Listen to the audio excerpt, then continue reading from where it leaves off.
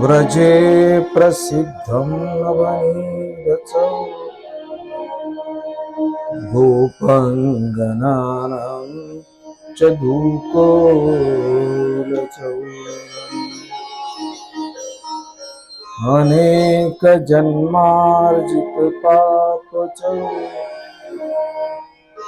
चौरार्गण्यं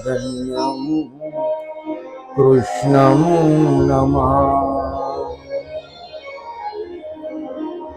वसुदेवसुतं देवं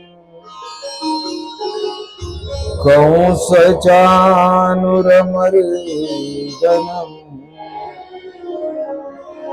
देवकी परमानन्दं कृष्णं वन्दे जगद्गुरुं। कृष्णं वन्दे जगद्गुरुं। श्री गोपाल कृष्ण भगवान हे गोविंद हे गोपाल हे दयाल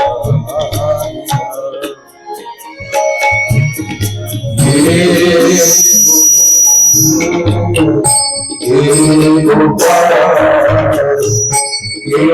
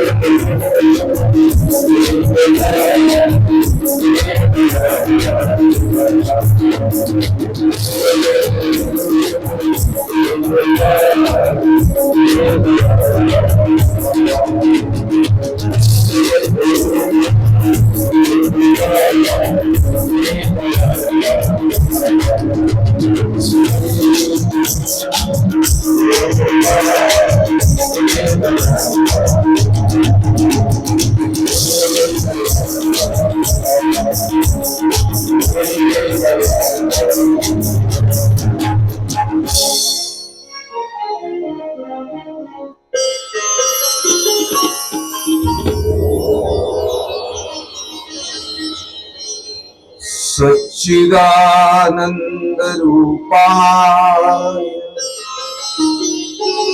विश्वोत्पत्त्यादि हेतवे तापत्रय विनाशाय श्रीकृष्णाय वयम्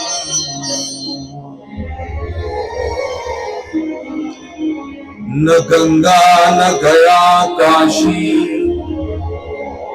पुष्करम न प्रयागतम् शोकशास्त्रकथायाश्च फलेन समता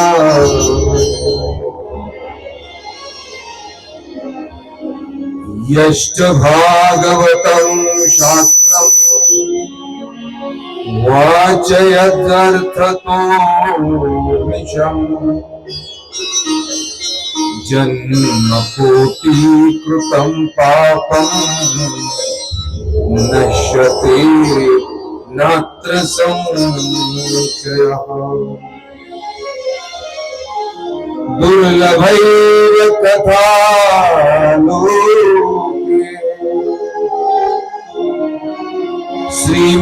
श्रीमद्भागवतो भव कोटिजन्म समुत्थेन पुण्यनैव तु लभ्यते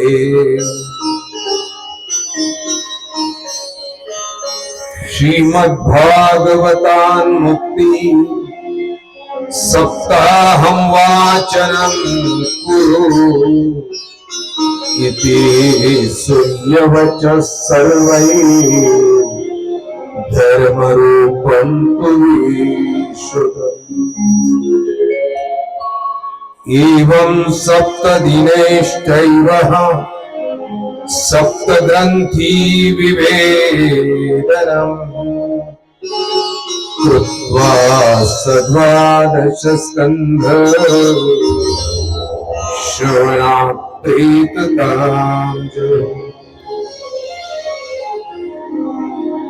धन्य भागवती वार्ता प्रेत पीडा विनाशिनी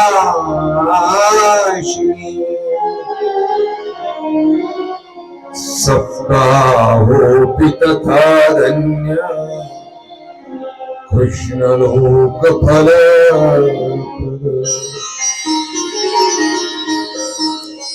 कंपते सर्वपापानि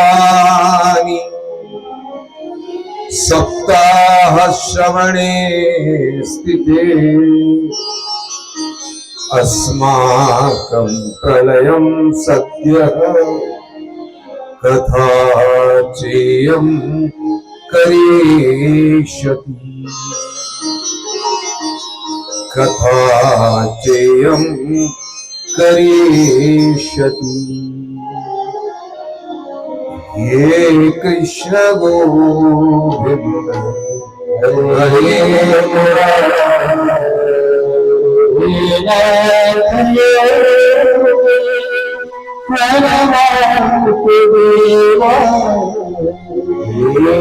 कृष्ण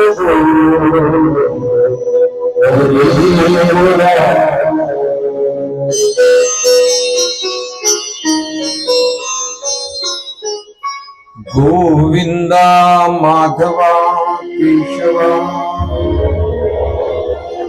मायातीता कृष्णा तुझ नमो गोवर्धनोद्धारा देवा विश्वंभरा निर्गुण निराकारा तुझ नमो अव्यक्ता क्षेत्रज्ञा अचिंत्या कुटस्थः भुवन त्रयनाथा तुझ नमो अनंत ब्रह्मांडे तुझी उदरी घनश्यामा हरी तुझ नमो तुझा मी किंकर आहे वासुदेवा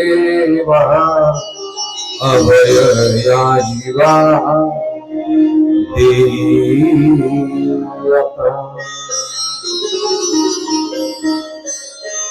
हे कृष्ण गोविंद हरी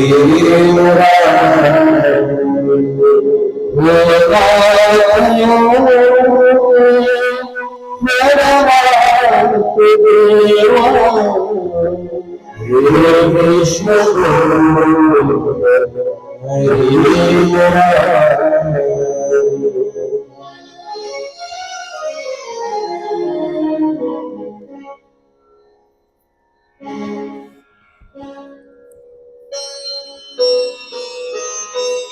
कृष्णनाथाचा विवाह समारंभ पार पडला.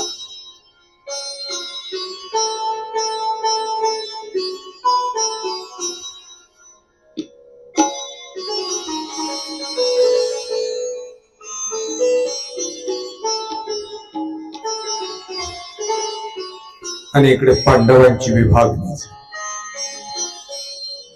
कौरव पांडवांची विभागणी.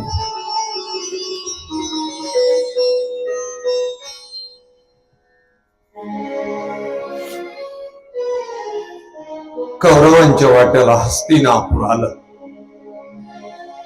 आणि पांडवांच्या वाट्याला खांडवन दिलं. मेल्या बापाची लेकरं पांडव.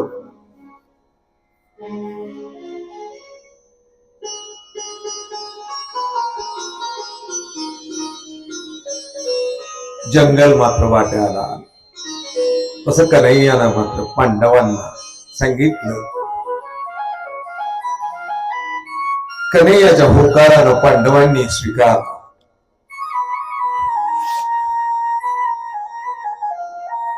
जाळ खंडवलं आणि देखनाता इंद्रप्रस्थ त्यावर उभं केलं. इंद्रप्रस्थामध्ये राजवाडी उभी केली, महाल उभे केली, मंदिरं उभी राहिली, धर्मशाळा उभ्या राहिल्या, बाजारपेठ उभी केली. आणि हे करत असतानाच असा देखना एक वाडा तयार केला, महाल तयार केला, 3 मजल्याचा मोठा चमत्कार आहे. त्या वाड्यात जिथे भिंत असायची ना, तिथे दरवाजा दिसायचा. जिथे दरवाजा आहे भिंत दिसायची.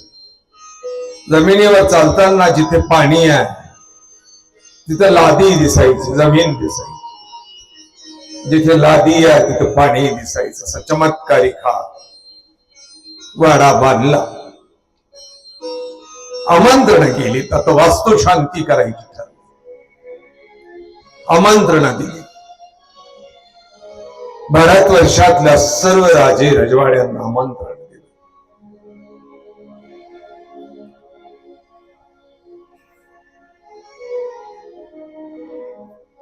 हळूहळू लोक यायला लागले. कौरवांनाही आमंत्रण दिलं. पितामह भीष्म, द्रोणाचार्य, कृपाचार्य, धृतराष्ट्र, गांधारी, दुर्योधन, दुःशासन, कर्ण, विकर्ण सर्वांना. हळूहळू सर्व जाता समारंभा करता इंद्रप्रस्थामध्ये जमा.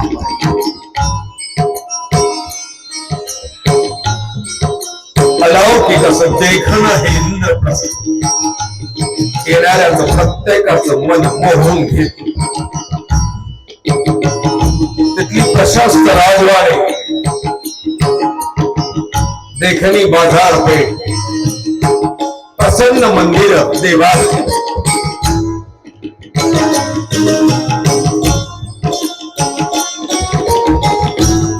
दुर्योधनी आपल्या 100 भावंडांसह आला. फुल काढून पाहत चालला होता नगर सर्व.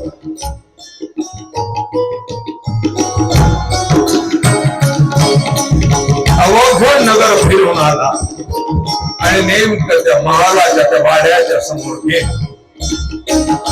मोह आवरला नाही आणि तो चमत्कारिक वाडा पाहण्याकरता आपल्या भावंडासह दुर्योधन मध्ये प्रवेश केला.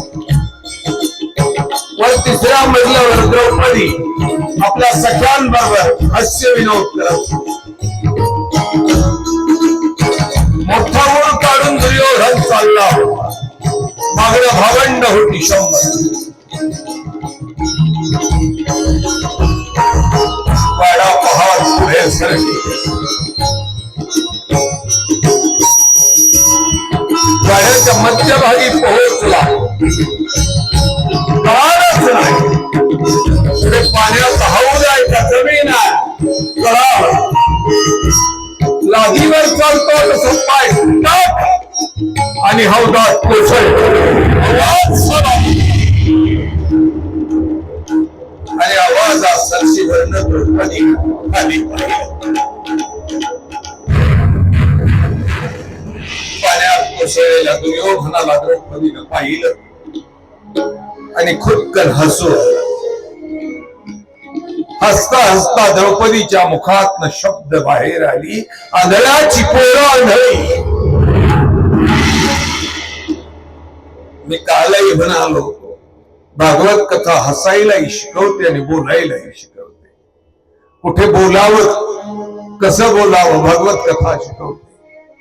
कुठे हसावं आणि किती हसावं भागवत कथा शिकवते.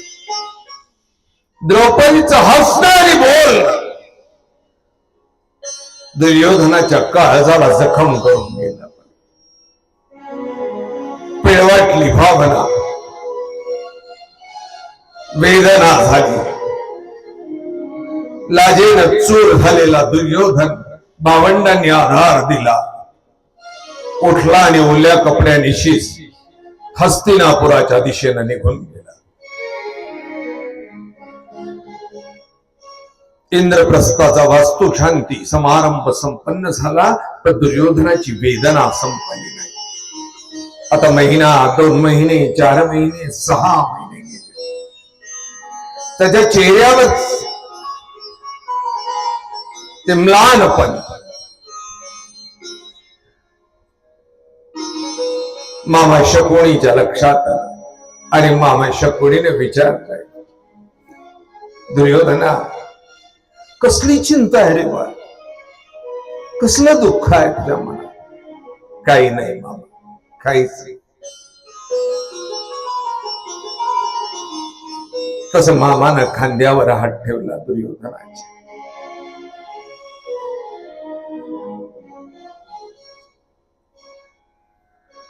शकुनीला सुद्धा अवघ्या महाभारतात लोकांनी बदनाम. मला शकुनी कधीही नालायक वाटत नाही, कधीच. मी म्हणतो शकुनी सारखा सज्जन माणूस एकही पूर्ण महाभारत कथेमध्ये. शकुनी इतका सज्जन माणूस. शकुनीचं मागे जाऊन कोणीच पाहत नाही. शकुनीचं सकृत दर्शनी केलेलं कृत्य पाहिल्या जातात, पण मागे जाऊन शकुनी पाहिला ना की शकुनी इतका सज्जन माणूस कोणी नव्हता. गांधार नरेश त्याची 100 पोरं आहे. शकुनीसह 100 पोरं, एक पोरगी गांधारी. त्याचा पूर्व इतिहास बघा तुम्ही. आपण ठरवूया शकुनी वाईट आहे का? 100 मुलांनी एक पोरगी गांधारी. प्रसंगामध्ये पितामह भीष्मांची दृष्टी या गांधारीवर पडली. पितामह भीष्मांनी ठरवलं ही आपल्या धृतराष्ट्राकरता योग्य वधू आहे. हा आंधळा आणि काही दिवसांनी पितामह भीष्मांनी गांधारीला मागणं की आमचा राजपुत्र धृतराष्ट्र तुमची कन्या उपवर झालेली आहे, आम्ही मागणं घालतोय. गांधार नरेशापुढे मात्र मोठा प्रश्न निर्माण झाला की तेव्हा कुरुच राज्य साम्राज्य पितामह भीष्मांच्या हातात, अवघा भारत देश पितामह भीष्मांच्या धनुष्याला घाबरत होता. नाही म्हटलं तरी गांधारी नेणार, हो म्हटलं तरी गांधारी नेणार.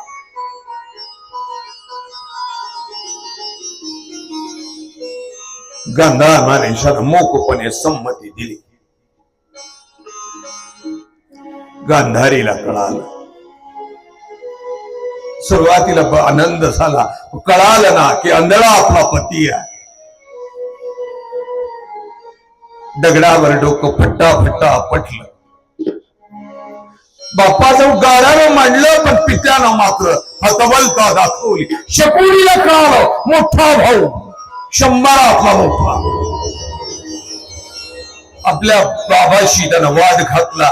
पित्यानं सांगितलं शकुनी हस्तिनापुराशी भांडणं वाद अंगावर ओढून घेणं सोपं नाही बा, सोपं नाही.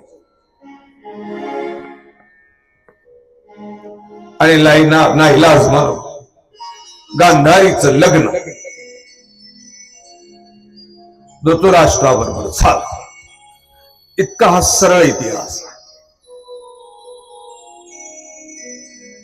महिना 2 महिने झाले आणि पितामह भीष्मांना गुप्तचरांनी बातमी दिली की गांधारी पुनर्विवाहित आहे. गांधारीचं पहिलं लग्न झालं होतं.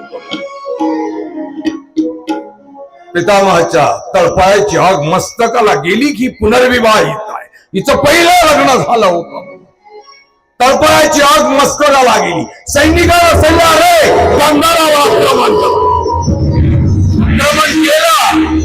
गांधार नरेशाची 100 मुलं गांधार नरेशाचं बांधून आले आणि काल कोठडीत टाकून दिले. यांना अन्न पाणी द्यायचं नाही आदेश. 2-4 दिवसानं मात्र पितामह भीष्मांना समजावलं, अन्ना वाचून मारू नका, काहीतरी खायला त्यांना द्या.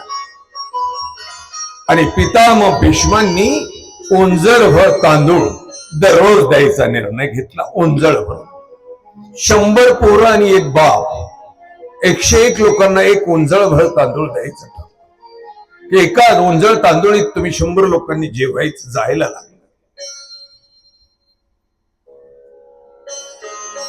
101 लोकांचं ओंजळभर तांदळ होणारच काय. हळूहळू ही सुकायला लागली. 15-20 दिवस झाली. लक्षात आलं गांधार नरेशाच्या आपण मरणार, आपल्या मरणाची व्यवस्था आहे, आपण मरणार. आपल्या 100 मुलांना एकत्र केलं. अरे गांधारानं सांगितलं, मुलांना एक ओंजळभर तांदूळ आपल्याला मिळत आहे. 100 लोक आपण जेवण करू शकत नाही. एकानं एक दिवस जर खाल्ला तर 100व्या दिवशी शेवटच्याला मिळणार आहे. आपण मरणार, नक्की मरणार. 100 मेलो, पण आपल्यावर अन्याय जो झाला त्याचा बदला मात्र कोणीही होऊ शकणार नाही. आपल्या अन्याय झाला. गांधारीच्या लग्न कुंडली जन्म कुंडलीमध्ये पुनर्विवाहाचा योग होता. कुंडली मांडली. या अनेक दिवस आम्ही उद्योग केले. कुंडली मांडली की कुंडलीच्या 7म स्थानामध्ये जर शनी आला असेल तर ती कुंडली डोळे झाकून सांगावं लागते की या कुंडलीला पुनर्विवाहाचा योग आहे. 7मात शनी आला का.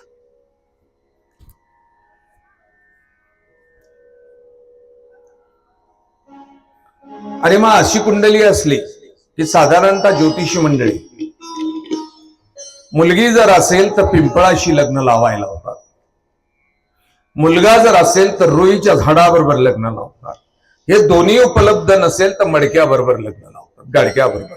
घटविवाह त्याला नाव आहे, गाडक्याबरोबर लग्न लावतात. गांधारीच्या कुंडलीमध्ये हा पुनर्विवाहाचा योग होता. तिच्या कुंडलीमध्ये सप्तमात शनी होता. ज्योतिषानं सांगितलं आणि म्हणून पित्यानं एका बोकडाशी लग्न लावलं तिचं, बोकडाशी. हे आपण वाचतो त्या भागवतात महाभारतात ही कथा मिळत नाही. परंतु जय भारत नावाचं बिहारमध्ये असलेला जो हा महाभारतीय ग्रंथ आहे, या ग्रंथामध्ये या गोष्टी काही मिळतात. त्यातला हा बोकडाबरोबर लग्न लाव. 3 दिवसांचा हा विवाह पार पडला. 4थ्या दिवशी गांधाराच्या सैनिकांना त्या बोकडाला मारला. हिने कुंकू पुसलं, स्नान केलं आणि बस संपलं. एका विवाहाचा योग मोडला.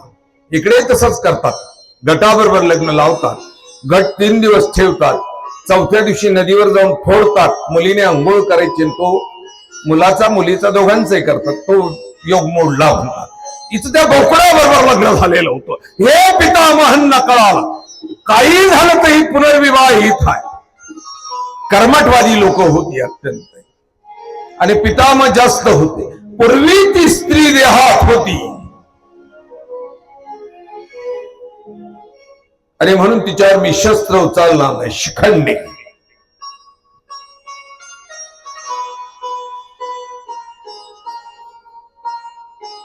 गांधारानं आपल्या मुलांना जमा केलं, सांगितलं मरणार आहोत, 100 मरणार आहोत ना. आपल्या अन्यायाचा बदला कोणी घेऊ शकत नाही. त्यापेक्षा तुम्ही ठरवा, कोणी जरी एकानं खायचं एकानं जगायचं, आणि मेल्यानंतर मात्र लक्षात ठेवायचं, कुरुवंशाचा बदला घ्यायचा. मोठ्या शकुनीकडे पाहिलं आणि खाली मानेनं शकुनीनं होकार दिला, आणि त्या दिवसापासून आलेलं पसाभर धान्य शकुनीला शिजून खाऊ घातला जायला. आणि ही बाप अधिक 99 मुलं आता झुरायला लागली. मरणाच्या दिशेनं प्रवास सुरुवात झाला. एक दिवस शकुनीला बोलावलं बापाला, गांधाराला, शकुनी जवळ आला. बापाच्या लक्षात झालं नाही. बापानं मात्र कपड्यात लपवली ही कट्यार काढली आणि शकुनीच्या मांडीवर जोराला मारली, ओढले, कोसळला शकुनी, रक्तबंबाळ. बापाकडे लागायला पहिलं तातसरी. बापानं आधार देऊन शकुनीला सावरलं, सांगितलं, बाळा, या कटारीचा घाव आयुष्यभर लक्षात ठेव. जेव्हा जेव्हा पायाने लंगडा चालशील ना, तेव्हा तेव्हा लक्षात ठेव, तुला 100 बदला घ्यायचा, कुरुवंशाचा नाश करायचा, म्हणून तुला मारलंय बा. हळूहळू ही मेली सर्व, आणि काही दिवसाने मात्र गांधारीच्या विनंतीने हा शकुनी काढला बाहेर. गांधार राज्य संपलेलं होतं म्हणून शकुनी इथंच बसवला. लहानपणी पांडवांबरोबर कौरवांबरोबर विद्याभ्यास केला, साधना केली, आणि तो इथेच राहिला, तो शकुनी. आता मला तुमच्यातलं कोणीही समजून सांगायचं, तो बदला घेण्याकरता राहिलेल्या शकुनीचं चुकलेलं काय आहे? बोकडाबरोबर लग्न झालं आणि पितामह भीष्मांनी सांगितलं ती पुनर्विवाहित आहे, आणि म्हणून या सर्वांना जेलमध्ये कोंडलं आणि अण्णा वाचून तडफडून मारलं. ज्याची 99 भामंड बाप तडफडून मेला असेल तो शकुनी, मारला असेल तो शकुनी. त्याचं पुढचं वागणं काय चुकीचं आहे? काय चुकलं? त्याला नालायक म्हणायचं कसं? त्या 100 भावंडांची चूक काय? गांधार नरेशाची चूक काय? कुंडलीमध्ये पुनर्विवाहाचा योग आहे आणि म्हणून तो घटविवाह हिंदू संस्कृतीमध्ये केला. चूक काय? ज्याची 99 भावंड तळमळून, अन्ना वाचून तळमळून मेली जोगन जो जो शकुनी 100 तळमळत होती खाली मानेनं आणि हा एकटा जेवण करत होता. एक दिवस नाही, त्यांना मरायलाही 4-6 महिने लागले असतील, 2 महिने 4 महिने लागले असतील.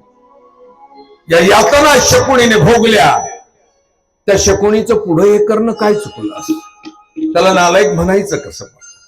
मग मला कधीही शकुनी नालायक वाटत नाही, अजिबात नाही. मी म्हणतो शकुनी सज्जन होता. अन्याय तर शकुनीवर झालाय. आंधळ्याला पोरगी बळजबरी मागून आणली गांधाळी. आंधळ्याला तुझं पोरगा आंधळ, तो दुसऱ्याच्या पोरीचं वाटोळं का करतो? ताकदीच्या बळावर पोरगी बळजबरी आणली, वरून 100 कोंडलं, अन्ना वाचून मारलं. तर शकुनी यांचा नाश नाही, तुम्ही काय केलं असतं? पाटील मंडळी, तुम्ही काय केलं असतं? असं झालं असतं. तुम्ही काय केलं असतं? मग शकुनीने केलं म्हणून काय फरक झाला? हे कृष्ण गोविंद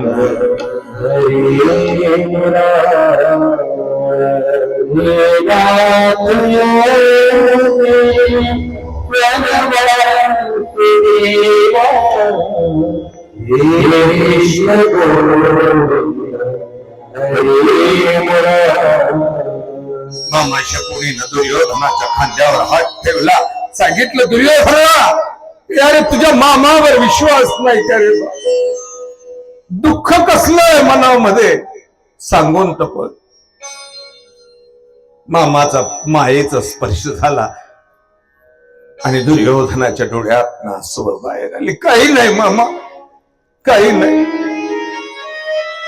त्या इंद्रप्रस्थात त्या वस्तू शांतीसाठी गेलो ना, पांडवांनी बांधलेल्या त्या विचित्र वाड्यामध्ये गेलो ना, लक्षात आलं नाही खाली फरशी आहे का पाणी, जमीन आहे का पाणी. पाय सरकला आणि कोसळलो. वरना ती पंचाली हसली मला मामा, हसली आणि हसता हसता बोलली, हो आंधळ्याची पोरं आंधळी म्हणून. हसता हसता काळजाला झालेली जखम नाही बरी होत मामा. अंतरावर पडलं ना, शब्द मेंदूवर आघात करत असतात. आंधळ्याची पोरं आंधळी. अन्न मला खाताय की मी अन्नाला खातो कळत नाही मामा.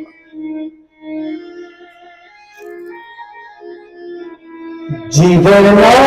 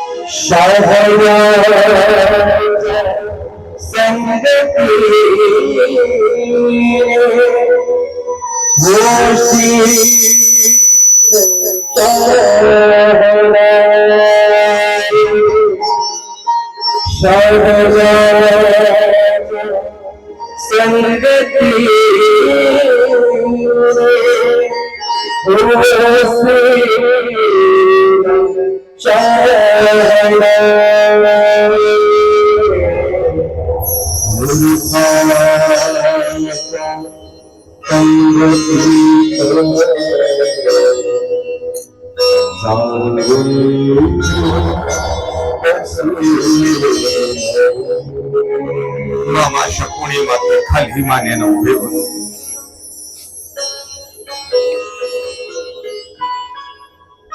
असं घालणाऱ्या दुर्योधनानं असवांना आवडलं. खाली मानून दोघही दोन्ही दिशेनं निघून गेली. आता 15-20 दिवस महिना झाला आणि एक दिवस शकुनी मामांनी दुर्योधनाला निरोप म्हटला, दुर्योधना, मामांनी बोलवलंय तुला. आणि लगबगीनं दुर्योधन शकुनी मामाजवळ पोहोचला. तसं मामा शकुनीने लेखणी आणि कागद दुर्योधनाच्या हाती दिला आणि सांगितलं, दुर्योधना, लिही, पत्र लिही, राजा धर्मा. पडलेला दुर्योधन मामाकडे पाहत होता. खाली मानेनं लेखणी कागदावर ठेवली आणि मामा शकुनी दुर्योधनाला पत्रातला मजकूर सांगतात. पत्र लिहिलं, लखोट्यात बंद झालं. सेवकाला बोलावलं असेल रे, इंद्रप्रस्थामध्ये धर्मापर्यंत पोहोचवायचं. सेवकानं घोड्यावर आरूढ वायू वेगानं निघाला. इंद्रप्रस्थ आणि हस्तिनापुरात 70 मैलाचा अंतर आहे. 70 मैलाचा अंतर. पोहोच राजा धर्माला भेटला, प्रणाम केला. हातातला लखोटा धर्मराजाच्या हातात दिला. लखोटा उघडला आणि राजा धर्म आता पत्र वाचायला लागला. राजमान्य राजश्री सदा लक्ष्मी अलंकृत राजाधिराज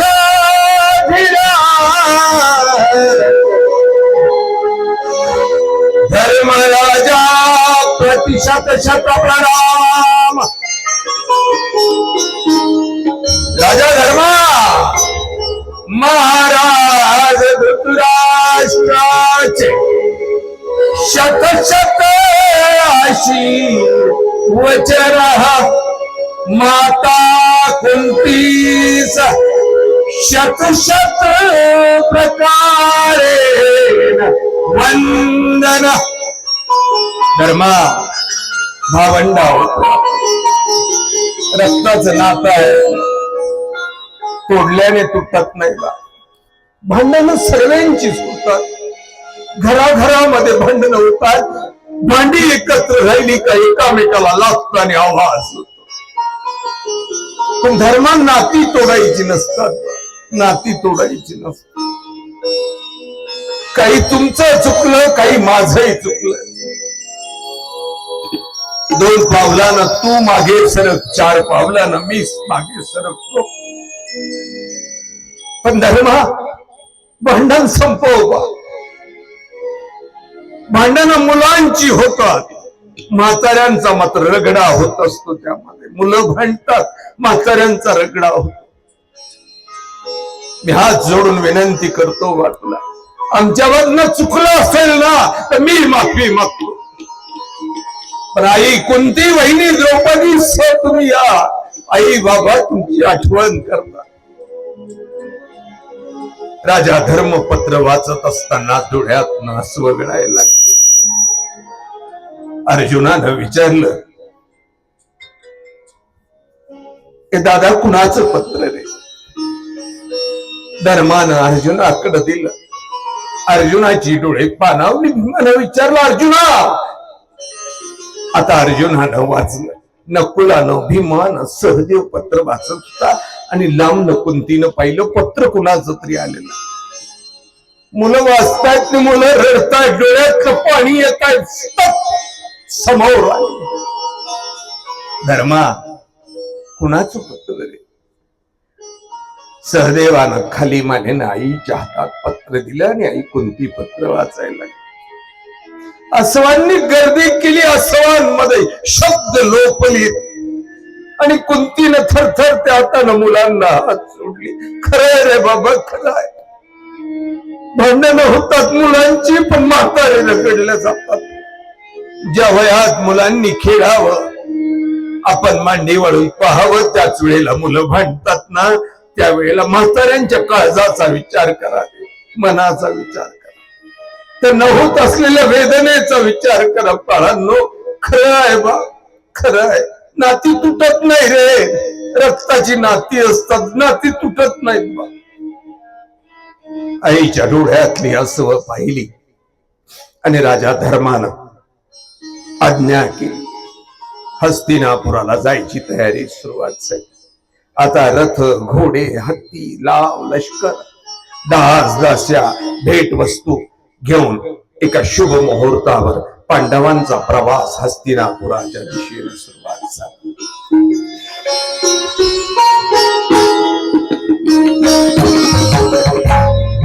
दुर्योधनाला कळा पांडव येत आहे. हस्तिनापुरात अगदी नव्या नवरी सारखं सजवलं, पुण्यात पूर्ण उभारली, चौकांमध्ये रंगरंग मालिका घातल्या. अवघ्या नगराला बातमी कळाली, पांडव येतोय. अवघ हस्तिनापूर आनंदानं नावून निघाले. नगरजन पांडवांच्या स्वागतासाठी आता हस्तिनापुराच्या वेशीवर पोहोचले. शुभ मुहूर्तावर पांडवांचं आगमन झालं. पितामह भीष्म, द्रोणाचार्य, कृपाचार्य, दुर्योधन, विशाल 100 भावंड वेशीवर स्वागतासाठी आले.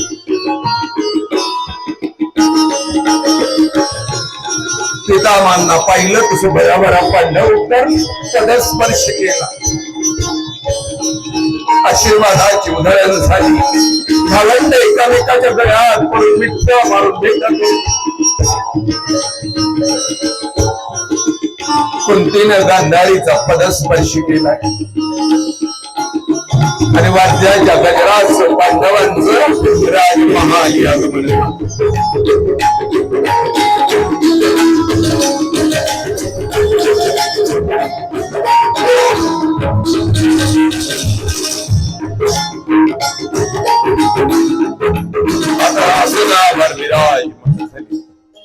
आता क्षेम वार्ता झाली. आता भेट वस्तूचं आदान प्रदान झाले. हास्य कल्लोळ उठायला लागली. आता जीवनावळी उठायला लागल्या. जिकडे तिकडे हस्तिनापुरामध्ये आनंदच आनंद होता.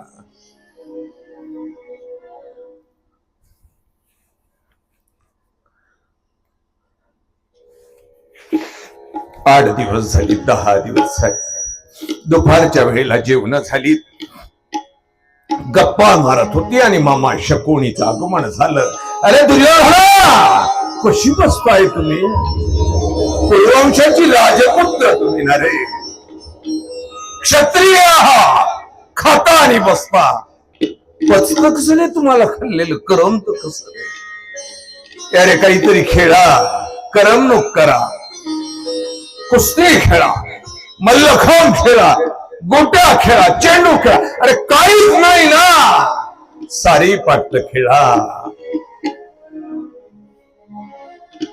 सारी पाठाचा शब्द निघाला. दुर्योधनानं धर्माकडे पाहिल्याने धर्माच्या चेहऱ्यावर हास्य म्हटलं आणि सारी पाठाचा डाव मांडला. सोंगट्या मांडल्या, कवड्यांचं खळखळ फेकल्या. अरे एका एका डावाला आनंद, डावा सरशी आनंद ओसंडून व्हायला लागला. म्हातारे मात्र आसनावर बसून आपल्या मुलांचं कौतुक पाहत होते. 4-6 दिवस निघून गेले आणि शकुनीने आता दुसरा डाव टाकला. दुर्योधना, कसं खेळताय रे? 8 दिवस झाले. कसं खेळताय तुम्ही? राजाची पोरं. अरे पोरं गोटे खेळायचं ना, तरी चिंचोके लावतात. तुम्ही तर राजपुत्रा. डावावर काही लावा, घोड लावा, गाढव लावा, शेळी लावा, मेंढू लावा, लावा ना. आणि आता खेळाचं रूपांतर, सारी पाठाचं रूप आता जुगारात झालं आणि डावावर आता दास दास्या, घोडे, हत्ती, लाव, लष्कर लावायला सुरुवात झाली. आणि एका एका डावानं युधिष्ठिर हरत गेला. राजा धर्म हरायला. कवड्या फेकल्या जात होत्या, गडगडाट व्हायचा आणि पांडव एका क्षणी राज्य सर्व हरले. अंगावरची वस्त्र उतरून नळंका असं दिली, हारले. बेवस्त्र अवस्थेत बसलेल्या पांडवांकडे दुर्योधनानं पाहिलं आणि सांगितलं, दुर्योधना, धर्मा एक डाव खेळ, जिंकलास सर्व परम, हरलास 12 वर्षाचा वनवास आणि 1 वर्षाचा अज्ञातवास.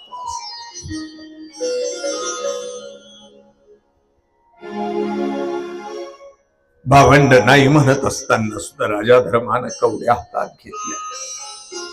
गडगड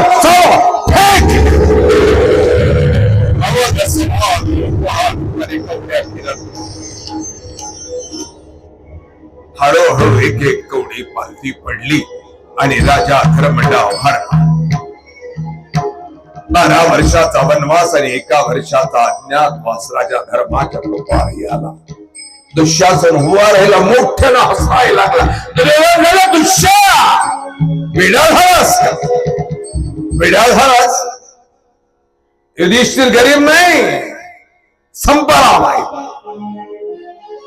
आज आई त्याला पृथ्वीचं मोल त्याच्याजवळ आहे. हा, पृथ्वी विकत घेऊ शकतो एवढं संपत्ती त्याचा. राजा धर्मानं व्याकुळ होऊन दुर्योधनाकडे पाहिलं. अरे, माझी हेळसांड करतो का बा? अंगावरची वस्त्र गेली, राज्य गेलं, वैभव गेलं, 12 वर्षाचा वनवास, अज्ञातवास माझ्या नशिबी आला, माझी चेष्टा करतोस का बा? व्याकुळ नजरेनं पाहिलं तसं दुर्योधनानं सांगितलं, नाही बा युधिष्ठिरा, तुझी हेळसांड नाही करत हे मी. खरंच आहे, तू श्रीमंत, पृथ्वीचं मान तुझ्या जवळ आहे. अरे लाल द्रौपदी डावावर जिंकलास सर्व 12 वर्षाचा वनवास, अज्ञातवास हरलास द्रौपदी आमची दासी. द्रौपदीचं नाव घेतलं आणि भीमानं उजव्या हाताचा मुठ्ठी प्रहार जमिनीवर आदळला. भिंतीला तळे गेली, झाडाची पानं गळाली, पक्षी करत वाटोळी उठल्या. समुद्राच्या लाटा एकामेकावर धडकल्या. दुर्योधनानं धर्माकडे पाहिलं. सैल धर्मा, राग येण्यासारखं काही नाही. क्षत्रिय आहोत आपण. क्षत्रियानं स्त्रीचा मोह धरू नये. स्त्री भोग्य वस्तू आहे. इतिहासात तुझं नाव काळ्या अक्षरानं लिहिल्या जाईल की राजा धर्म स्त्री लंपट, एका स्त्री करता 12 वर्षा वनवास लागेला. काळजाला बोचणारी शब्द दुर्योधनाच्या विषारी जिभेवरनं बाहेर आली. तसं राजा धर्मानं मुकाटपणे कवड्या हातात घेतला. आता सभागृहाचा श्वास थांबला होता. भागवत कथा सांगते की पृथ्वीचं गतिचक्र थांबलं होतं. सूर्यानं ढगाड लपवून घेणं पसंत केलं होतं. हवेनं वाहन सोडलं होतं. राजा धर्मानं कवड्यान खळखळाट केला.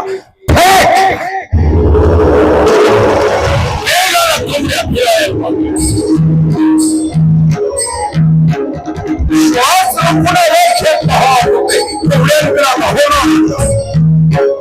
आणि आता एक कवडी पालथी पडायला. शेवटची कवडी मात्र फिरत नव्हती. आता प्राण निघून जाईल.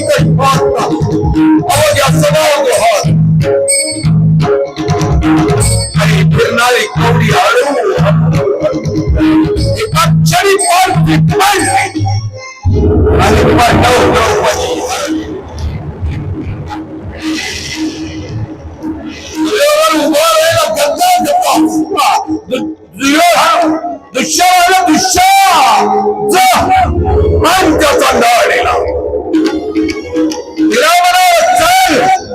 अंधळ्याच्या पोरांना तुला नागड करून पाहायचं आहे.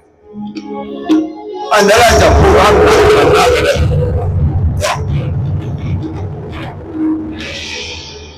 अरे हा नीच दुःशासन आता स्त्री महालाच्या दिशेनं निघाला. इकडे 100 स्त्रिया द्रौपदी भोवती हास्य विनोद करत बसल्या होत्या. द्रौपदीनं 5व्या दिवसाचं नाहन होऊन ओली केस सुकवण्याकरता मोकळी सोडली होती. निज दुःशासनाचा गंध या 100 स्त्रियांना लागला. त्या भराभरा उठून गेल्या. द्रौपदीच्या लक्षातच आलं नाही काय झालं. पाठीमेघ मागणं येणाऱ्या नीच दुःशासनानं मात्र द्रौपदीच्या त्या मोकळ्या केसांना हात खातला, जोर ओढला, वेदनेचं डोल आणि द्रौपदीला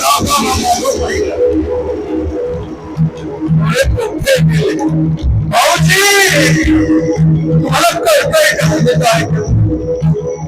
तुमच्या मोठ्या भावाची बायको नाही, तुमच्या भावाला कळालं ना अनर्थ होईल.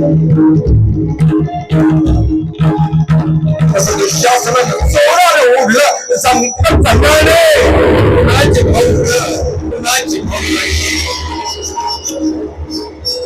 तुझ्या नवऱ्यांनी जुगारावर लावली चिंकाली आली, दासिया आमची चल. आणि केसांना धरून फरा हा दुःशासन द्रौपदीला ओढत निघाला.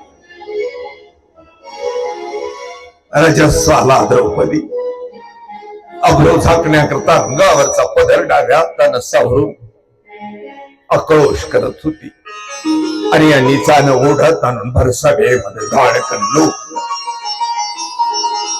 तरीही द्रौपदीनं उजव्या हाताच्या आधारानं स्वतःला सावरलं. खालच्या नजरेनं पाहिलं नवरे कुठं आहे. विवस्त्र अवस्थेतली खाली मान घालून बसलेल्या पांडवांकडे लक्ष गेलं आणि लक्षात आलं, अरे तिथं लाचार आहे, तिथं लाचार आहे. ओरडला दुर्योधन, दुष्या धरताचा अंधावा निघला, कर विवास.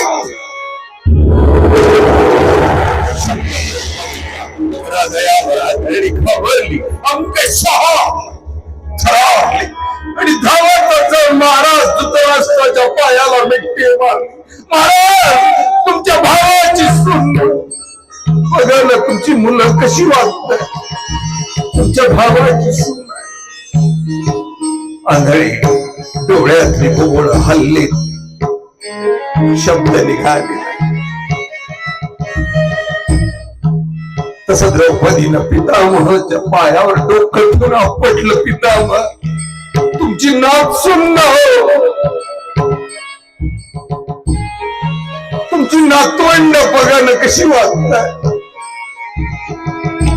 हस्तिनापुराच्या सिंहासनाच्या रक्षणाकरता तुम्ही अजन्म ब्रह्मचर्याची शपथ घेतली. त्या सिंहासनापुढे तुमच्या नाचुनीला विवस्थ करतायत ना.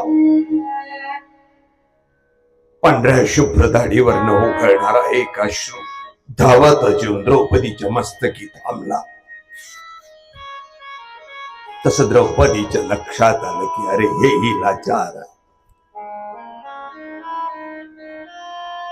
धावतच जाऊन द्रौपदीने गांधारीच्या पायाला मिठी मारली. आत्याबाई, स्त्री आहात नव्हतं, मुलं बघायला कशी वाटत. क्षणभर गांधारीचं अंग थरारलं. शब्द निघाला नाही. तुम्ही ऐकलेली कथा थोडीशी वेगळी आहे. मी सांगतो ती कथा थोडीशी वेगळी.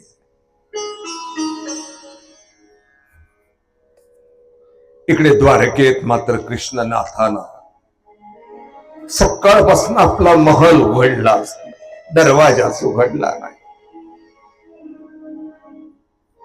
सूर्य माथ्यावर आला, येऊन आता उतरतीला लागला.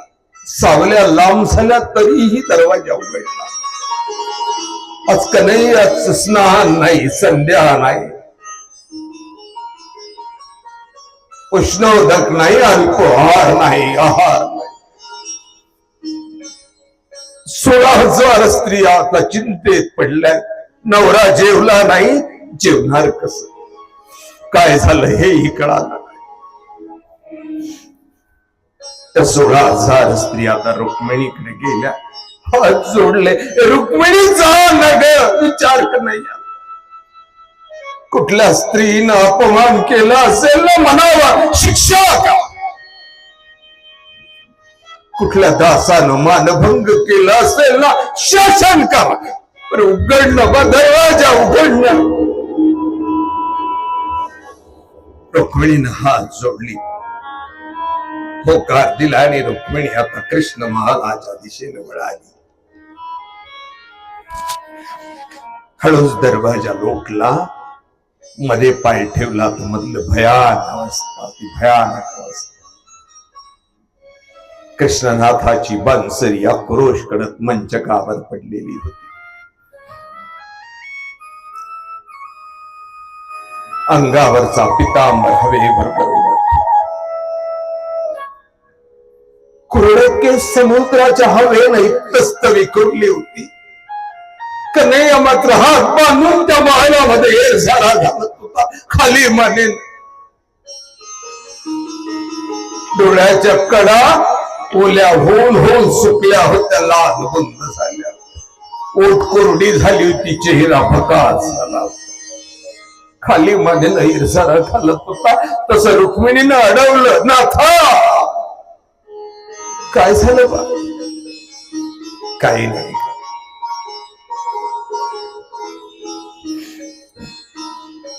कुण्या स्त्रीनं अपमान केला बा? नाही ग.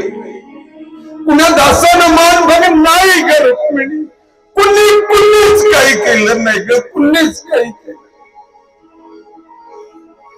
तसं रुक्मिणीनं कृष्णाची दोन्ही हात हातात धरले, कन्हैयाच्या डोळ्यात डोळे घातले, सांगितलं, नाथा तुझ्या दासीवर तुझा विश्वास नाही करे बा, तुझ्या रुक्मिणीवर तुझा विश्वास नाही. मला नाही सांगणार काय झालंय ते. सांगेन ग, तुला नाही तर कोणाला सांगेन. आणि कन्हैयानं आपल्या उजव्या श्रीकरात रुक्मिणीचा डावा हात धरला. खिडकीवर असलेलं तावदान बाजूला केलं, पडदा बाजूला केला.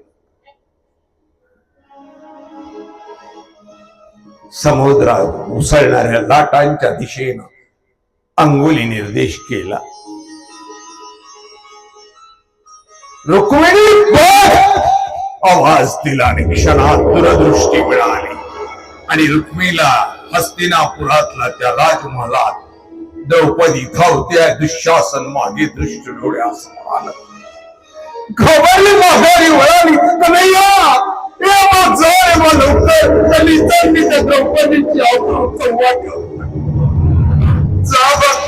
द्रौपदी संकटात आहे. विजयचा धक्का बसावा तसं कन्हैयानं रुक्मिणीचा हात झटकला आणि सांगितलं, नाही मी नाही जाणार, मला नाही जाता येणार.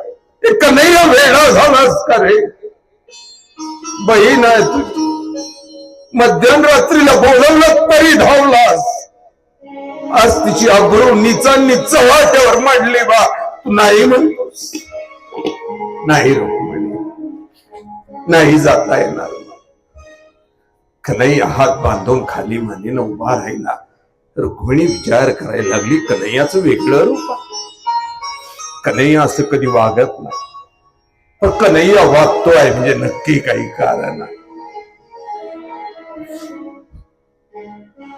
क्षणभर डोळे रुक्मिणीनं लावले आणि विचार करायला लागली, कन्हैया असं का वागतोय. चटकन लक्षात आलं, अरे हा कन्हैया आहे, यानं कायदे केलेली आहेत सृष्टीची. त्या कायद्यामध्ये स्वतःलाही बांधून घेतलेला आहे. कायदे भंग हा कृष्ण करत नाही, कायदा मोडत नाही. किंचित विलक्षणता असू शकते पण कायदा मोडत नाही. कायदा मोडणारा कृष्ण नाही.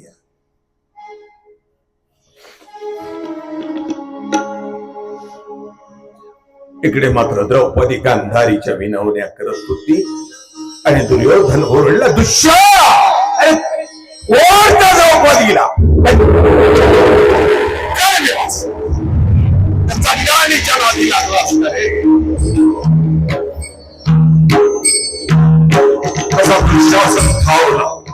आणि द्रौपदीच्या लक्षात आलं, या निजाच्या ताकदी पुढे आपली अबलेची ताकद पुरणारी नाही. आपल्या अबलेची ताकद पुरणारी नाही. धावणाऱ्या दुःशासन द्रौपदीच्या बिऱ्यांना हात खाला. तसा द्रौपदीने इतका वेळा अब्रू जागृत करण्यासाठी घट्ट हाताने धरलेलं पदर सोडला तिने ठरवला.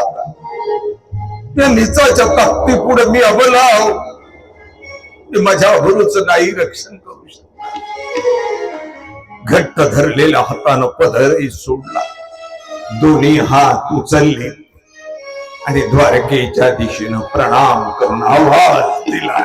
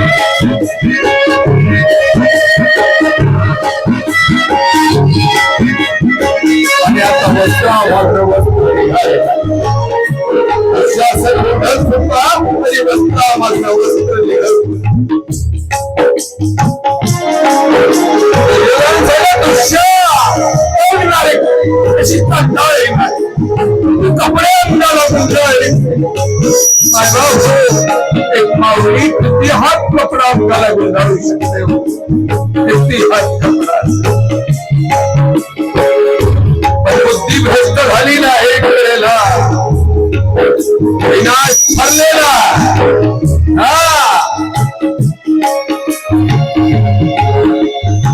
स्मृतीचा नाश झाला की बुद्धी भ्रष्ट होते, बुद्धी भ्रष्ट झाली की विनाश. स्मृती भ्रष्ट बुद्धी नाश, बुद्धी नाश विनश्यति.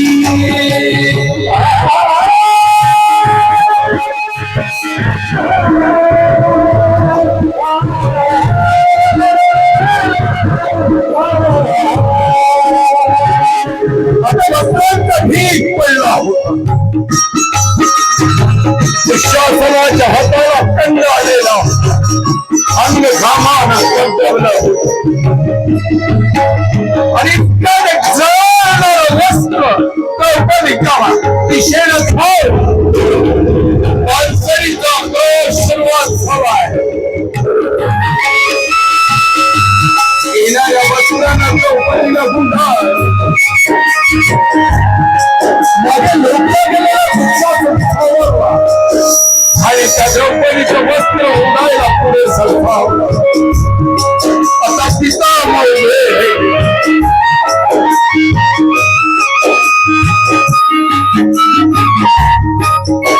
हात जोडले सवेर मारा. दुर्योधन थांबा, दुर्योधन थांबा.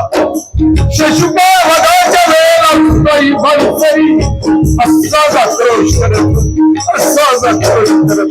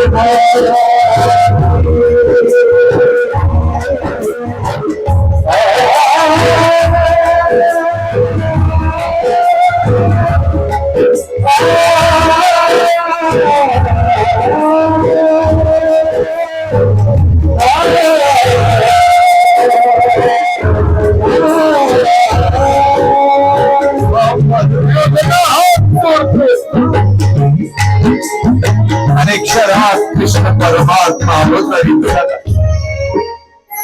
कन्हैयाला पाहिलं आणि द्रौपदीनं खट्ट दादा. कन्हैयानं मात्र द्रौपदीच्या डोक्यावर हात फिरवला. सांगितलं, सखे का बोलवलं नाहीस का? तुझ्या दादावर तुझा विश्वास नव्हता का बोलवलं नाहीस?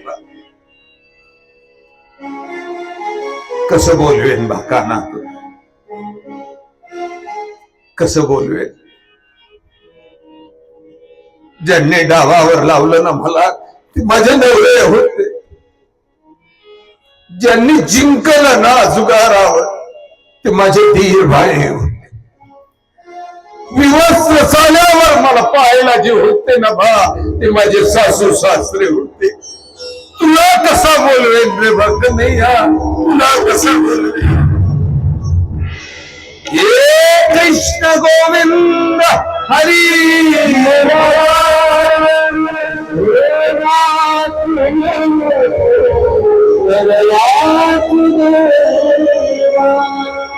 कन्हैयानं पांडवांकडे पाहिलं. तुझं पांडव आता कन्हैया आपल्या बहिणीला कुशीत घेतला आणि कन्हैयानं पांडवासह हा राजमहल सोडला. ही कथा इथे संपत नाही, बघा लक्षात घ्या.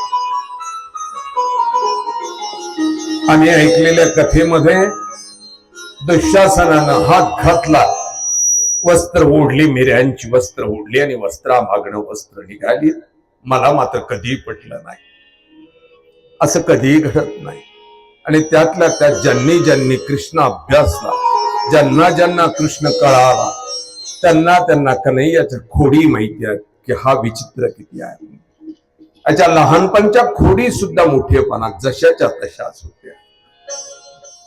विनाकारण कन्हैयाला कुठेही नाक खुपसायची सवय नव्हती, अजिबात नाही, अजिबात नाही. तू सर्वस्वाचा जोपर्यंत त्याग करून मला शरण येणार नाहीस ना बा, तोपर्यंत मी तुझं काही करणार नाही, काही करणार. तू सर्वस्वाचा त्याग कर, मला एकट्याला शरण. सर्वधर्मान् परित्यज्य मामेकं शरणं व्रज. अहं त्वा सर्वपापेभ्यो मोक्षयिष्यामि मा शुच. तू सर्वांचा त्याग कर, मला शरण आहे. तुझं रक्षण करण्याची जबाबदारी, तुला मोक्षाला नेण्याची जबाबदारी माझी आहे. द्रौपदीनं अगदी आपल्या हातावरचा विश्वास सोडला की मी माझी अब्रू वाचवू शकते. तेव्हा सासऱ्यावरचा विश्वास संपला, तेव्हा अजल सासऱ्यावरचा विश्वास संपला, तेव्हा सासूवरचा विश्वास संपला, तेव्हा स्वतःवरचा विश्वास संपला. तेव्हा हात उंचावली, कन्हैयाला जोडली, एका क्षणात कन्हैयानं वस्त्रांचा ढीग लावला. याही पुढे तुकोबा मात्र सांगतात, बाबा रे, कन्हैयानं केवळ बाहेरची वस्त्र पुरवली नाही, कन्हैया उघडा झाला. द्रौपदीच्या वस्त्रात कृष्ण नागडा होता. हा, वस्त्र पुरवण्यात द्रौपदीच्या कृष्ण नागडा झाला. काय गंमत आहे. हा, सर्वस्व अर्पण करून ज्यावेळेला अनन्य गतीने शरण गेली ना, तर कन्हैया स्वतः उघडा झाला. तिला उघड होऊ दिलं नाही, तिला उघड होऊ दिलं. मी बाकीची कथा नाही सांगणार. परंतु कथेतले प्रश्न मात्र शिल्लक राहतात. एक फक्त द्रौपदीचं वस्त्रहरण होऊन जात नाही. अनेक कथा त्या पाठीमाग जुळून येतात बघा. मी महाराष्ट्रात भागवत करताना प्रत्येक ठिकाणी सांगतो की गैरसमजात ना ऐकलेलं भागवत महाभारत त्यातनं आपली सुटका झाली पाहिजे. जेव्हा आपण ऐकू तेव्हा कृष्ण आपल्याला खरा कळतो, तेव्हा आपण आपल्याला खरे कळतो. द्रौपदीला वस्त्र पुरवली तशी मलाही पुरव असं देवा पुढे उभं राहून प्रार्थना करणं सोपं आहे. पण वस्त्र पुरवण्याच्या अगोदर द्रौपदीनं केलेला त्याग आपण पाहिला नाही. तिने सर्वस्वाचा त्याग केला आणि मग आवाज दिला. ही कथा प्रश्न उपस्थित करते आपल्या पुढे की द्रौपदी अग्निकन्या आहे, होमातनं तिचा जन्म झाला. हा, राजा द्रुपदाची कन्या आहे. पाच पांडवांची पत्नी आहे. जिचं सौंदर्य होतं अखंड सुगंध तिच्यातनं दरवळायचा. कुरुवंशाची सून आहे, पंडू राजाची सून आहे, कृष्णाची मानलेली बहीण आहे. तरीही द्रौपदीला भरसभेत विवस्त्र होण्याचा योग आला. विचारावंसं वाटतं की असं कुठलं कर्म केलं होतं. 5 नवरे बलदंड आहे. राजा द्रुपदाची पोरगी आहे, अग्नीतनं जन्माला आलेली, कृष्णाची बहीण आहे, तरी भरसभेमध्ये तिला विवस्त्र होण्याचा योग आला. असं कुठलं कर्म तिने केलेलं होतं. विचारावं लागेल ना. कर्माशिवाय तर घडलंच नाही ना काही.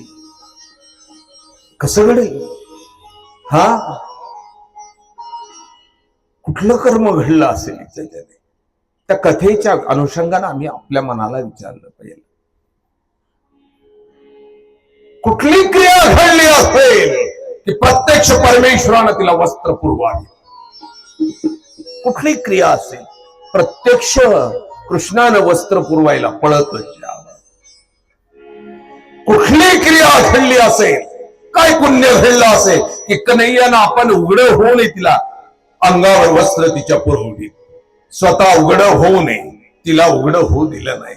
असं कुठलं कर्म केलं असेल? कर्माशिवाय काही घडत नाही. कृष्णानं कर्म सिद्धांत भगवद्गीतेत सांगितला. याहीपेक्षा कृष्ण हा कर्मवादी होता. हा, कृष्णाला कर्म करणारी लोक आवडत होती. कन्हैयानं अर्जुनाला कर्मयोग शिकवला. कर्म कर, फळाची अपेक्षा करू नको, फळ आपोआप मिळणार. तू कर्म कर. तुझ्या जागेवर बसून फळांची अपेक्षा करत असशील तर मिळणार नाही. कर्म कर. कर्माचा सिद्धांत सांगणारा कन्हैया. आम्ही मात्र त्याच्या नावावर, त्याच्या डोक्यावर राख फिरून कपाळाला लावत असलो तर कन्हैयाला आवडत नाही. मी माझ्या प्रत्येक भागवत कथेत सांगितलं की कन्हैयाला भिकारचोट माणसं आवडत नाही. आम्ही सकाळी सकाळी मंदिरात जातो, कन्हैयाची भक्त म्हणून जात नाही, भिकारी म्हणून जात असतो बघा. हा, त्याला भिकारी नेमकेच आवडत नाही. त्याला त्याचा भक्त मात्र भिकारी नको आहे. कुठलीच सकाळ नाही अशी की आम्ही त्याच्या मंदिरात गेल्यानंतर भिकारी झालो नाही.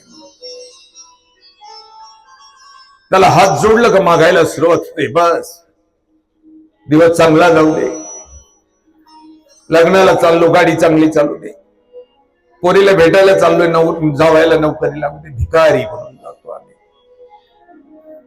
बर, भिकार चोटपणाही सुद्धा लबाडपणाचा आहे. पुजारी आहो मंदिरचा, ही भिकारी लोक मी दररोज पाहत असतो आलेले मंदिरात. ते मूर्तीपुढे हात जोडून उभे असतात ना, त्यांचे चेहरे मोठे गमतीचे असतात. नवसे मोठे भामटेपणा. नारळ बांधतच नाही बा आपण. हा, सर्वात कमी नारळ आपल्या मंदिरात. लोकांना जर तुम्हाला बांधायचे तुम्ही बांधा. आग्रहपार असतो मंदिरात आलेल्या लोकांचा. बाबा इडा ठेवायचा, हात लावा. म्हणलं का? काय संबंध आमचा तुमच्या विड्याला हात लावायचा? हा, पोरगं होत नाही, तुमच्या पोरीला पोरगं होत नाही, त्या जावायला सांगा ना का होत नाही. आमचा काय संबंध हात लावायचा? त्याला हात लावायला हवा. बावळायला काय? नारळ बांधायचं. म्हणलं का बांधायचं?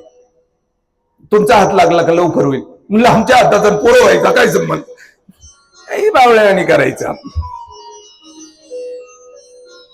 ही भिकारचोट माणसं कन्हैयाच्या मंदिरात आली ना, नवस मोठी गमतीची असतात. मी अहो माझ्या बाबांनी मला मारलंच होतं. ते रागीट नव्हती, माझ्या इतकं प्रेमही कोणावर केलं नाही, खूप लाडकं होतं. पण ते एक वेळेला काय झालं, खूप मंदिरात नारळ होते माझ्या बांधलेली. आमचं जुनं मंदिर होतं, नेमकीच महंती झाली आम्हाला. मी म्हटलं चला बाबा वयस्कर आहेत, आपण आता हे मंदिर बिंदिर साफसफाई करून टाकतो. हे त्याची चकाचक उतरवले सर्व, ते बांधलेले सर्व घुबड भरल्या गोण्या. मंदिर बिंदिर साफसफाई झाले. बाबा भिक्षाला गेले होते. मी आपल्या पाठीवर गोण्या घेतल्या, शेजारी नदी सोडून आले. ते त्यांना माहिती होतं वय किती. 1966चा आमचा जन्म, 86ला आम्हाला महंती झाली 20व्या वर्षी. वयच किती होतं बावळटपणाचं. डॅम्बिश चांगले नाही ना, पण डॅम्बिश फेकून आलो. तर बाबांना कल्पना होती उद्योग करेल काहीतरी. भिक्षा वगैरे ठेवली देवा पुढे, आणि ते सर्व पाहायला लागले की याने आज काम केलेलं दिसतं. जरास कामच करत नव्हतो बाबा. महंती झाल्यावर तो 4 महिने खातच होतो, फक्त खायचं झोपायचं. एक दिवस त्यांनी बोलवलं मला म्हणे चिरडे. म्हटलं काय? बुवासाहेब म्हणायचे मला, नावच ठेवलं त्यांनी बुवासाहेब.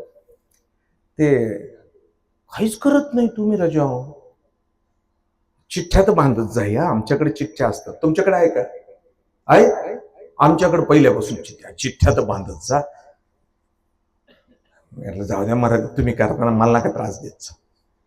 मग ते असं परत 4 दिवसांनी, परत 8 दिवसांनी. एक दिवस मला नाही, बुवासाहेब आता कर आली संक्रांतीची, लोक पहा कसं करतात. अहो तेवढंच रुपया ठाणे आपल्या साधूला मिळतो, तेच आहे आपलं मंदिरला उत्पन्नच काय राहायचं. महिन्याला 25-30 रुपये यायचे, कधीतरी एखादा भक्त यायचा. पूर्वी स्थानांची अवस्था म्हणजे वाईट. आता स्थानं श्रीमंत झाली, खूप लोकांना यात्रेचाही फार वेळ लागला. आता पूर्वी कशा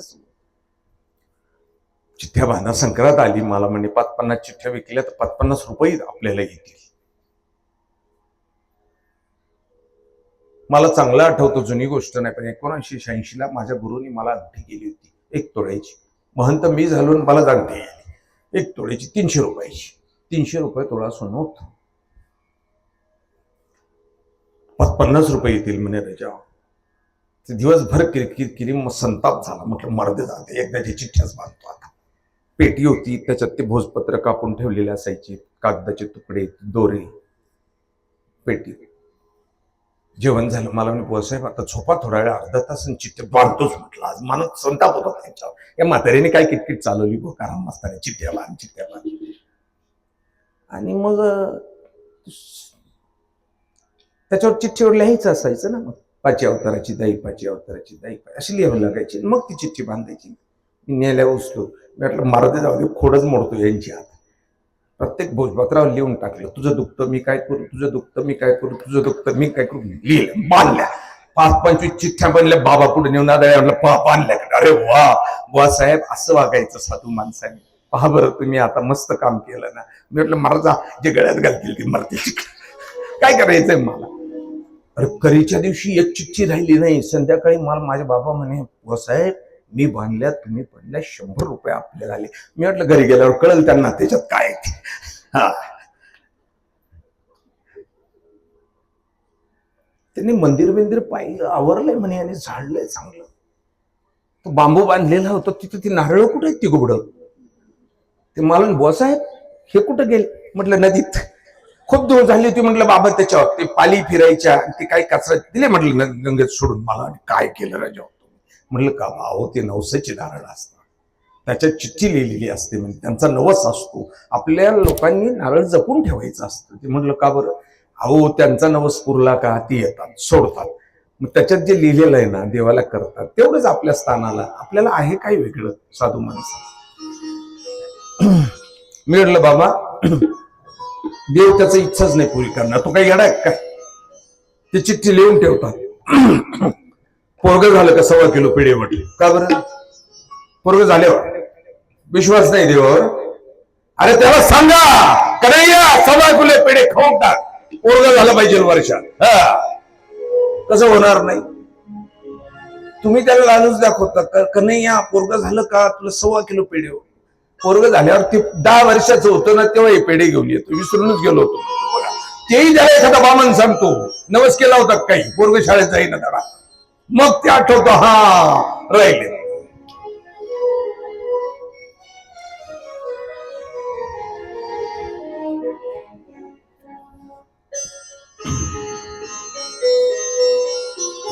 हे कृष्ण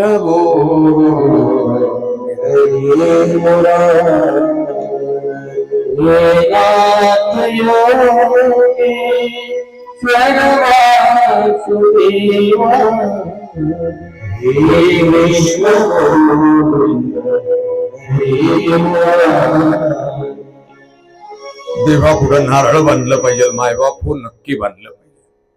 नक्की देवाला नारळ बांधलं पाहिजे. मी मात्र गेली 40-42 वर्ष मंदिराचं पुजारी पण करतो बघा. जे 1980 पासून तर 2026 पर्यंत पुजारी आहो. माझ्या मंदिरातली अनेक नारळ सोडून पाहिलीत मी, परत बांधलीत मी. त्या काळातला बालिशपणा केला, कधी फेकत नाही, श्रद्धेला कुणाच्या खेळत नाही.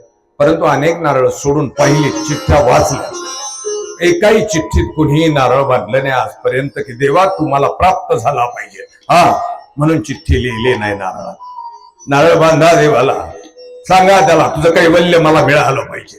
हा नारळात चिठ्ठी घाला बांधा त्याच्या डोक्यावर, त्याला सांगा मला मोक्ष मिळाला पाहिजे, तू मिळाला पाहिजे मला. म्हणून कोणीच नारळ बांधलं नाही बघा.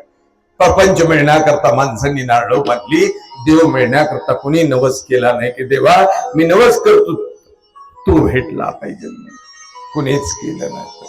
जगण्याची आशा सर्वांनी केली, मरण्याची आशा मात्र कुणीच करत नाही. ते वेड्या किती जगणार आहे, असं जगून जगून किती जगशील.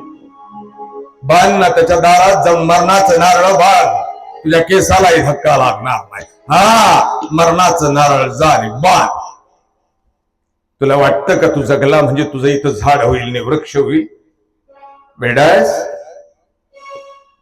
तुझं सोनं होणार आहे? अरे मातीचा कणही लोक तुझा शिल्लक ठेवत नाही.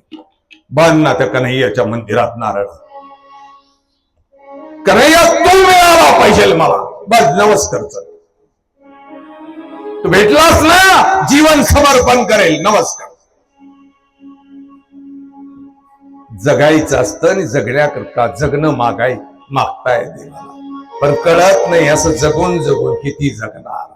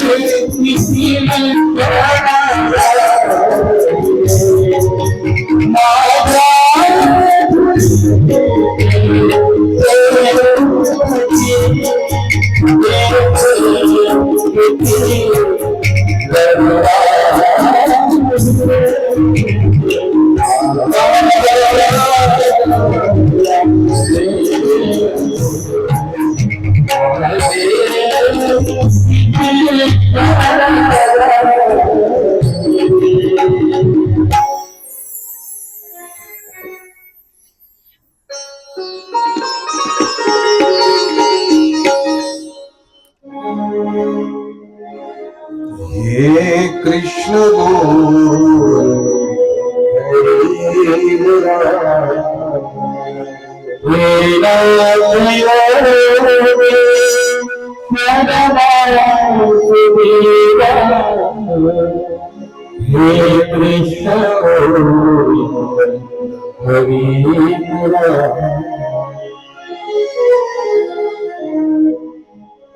मायबाप हो, संत मंडळी, मला खऱ्या अर्थाने मी स्मृतीस्थळाकडे सांगणार होतो. मला वाटायचं आज सांगावं का उद्या. उद्या शेवट आहे. काय करू? उद्या ना उद्या नाही होणार.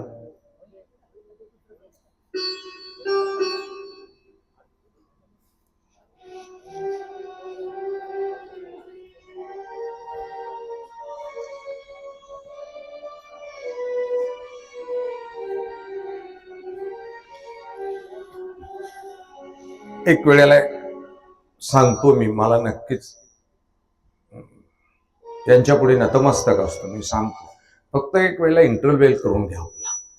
जे ज्यांना जायचं, पिढ्या पिऊन यायच्या, तंबाखू खाऊन सऱ्याने एकदाच जा. मी तोपर्यंत मलाही खूप नाद आहे थोडासा गप्पा मारायचा. मी ओळखू